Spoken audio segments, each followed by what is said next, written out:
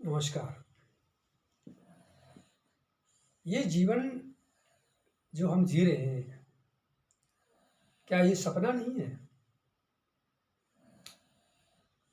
इसमें भौतिक जीवन में जागृत अवस्था में जो हम जीवन जी रहे हैं, इसमें और सपने में जब हम सोते हैं, स्वप्नावस्था में और जागृत अवस्था में, इन दोनों में क्या अंतर है?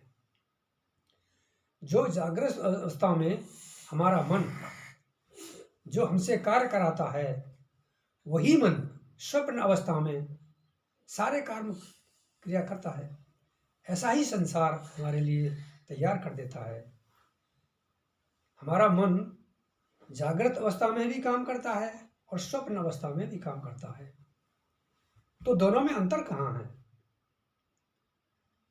स्वप्न अवस्था में मन ही है जो अनेक तरह की स्थितियां पैदा करता है, जन्म देता है, शादी करता है, मनुष्य को अनेक लोगों से मिलाता है और मृत्यु में भी ले जाता है। सब कुछ करता है स्वप्न में। और जागने के बाद वो स्वप्न सब कुछ समाप्त हो जाता है। और वही तो जागृत अवस्था है। जागृत अवस्था में क्या होता है? मन ही तो है। मन के अंदर चलने वाले विचार हमको कर्म करने के लिए प्रेरित करते हैं। स्वप्न में भी वही होता है। और कर्म विचारों से बगैर तो हो नहीं सकता। विचार मन के अंदर आते हैं, तो मन ही इस जागृत अवस्था को चलाता है।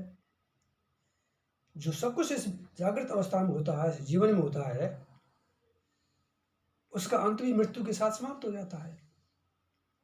जैसे स्वप्न से जागने के बाद स्वप्न में होने वाली सारी क्रियाएं समाप्त हो जाती हैं, इसी तरीके से जागृत अवस्था में मृत्यु के बाद सारी क्रियाएं समाप्त हो जाती हैं। जब स्वप्न से हम जागृत अवस्था में आते हैं, तो कुछ धुंधली स्वप्न की यादें हमारे मस्तिष्क में रहती हैं, और वही जागृत अवस्था में होता है। जब मृत्यु के बाद जब शरीर छूट जाता है, तो इस जीवन की यादें स्वप्न की तरह से ही आगे की ओर जाती हैं, जो फिर से एक नए जन्म का कारण बनती हैं।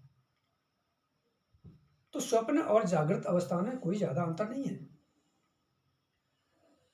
और बताया गया है, कई जो वेस्टर्न कंट्रीज के, पश्चिमी देशों के, मैंने फिलोसोफर्स को सुना, उन्होंने भी बताया है कि ये जो जीवन है, किसी अनंत चेतना के मस्तिष्क में चलने वाला स्वप्न है। जिस जीवन को हम जी रहे हैं, ये भी एक स्वप्न है। किसी ब्रह्म चेतना के अंदर चलने वाला ये स्वप्न है। तो ये संभव है। तो इस जीवन को जो हम जी रहे हैं, ये सदैव स्थिर तो रहता नहीं है, समाप्त हो जाता है। तो समझने की बात यह है कि जब स्वप्न की सारी अवस्थाएं जागृत अवस्था में समाप्त हो जाती हैं, जीवन की सारी अवस्थाएं मृत्यु समेट लेती है, तो इनमें अंतर नहीं है।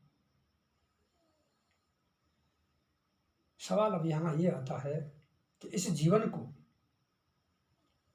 कितनी सच्चाई से समझना जरूरी है, इसको कि ये है क्या।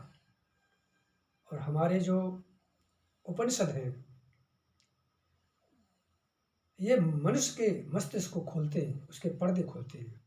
बहुत गहराई है उपनिषदों में, सारी हकीकत को बयां करते हैं।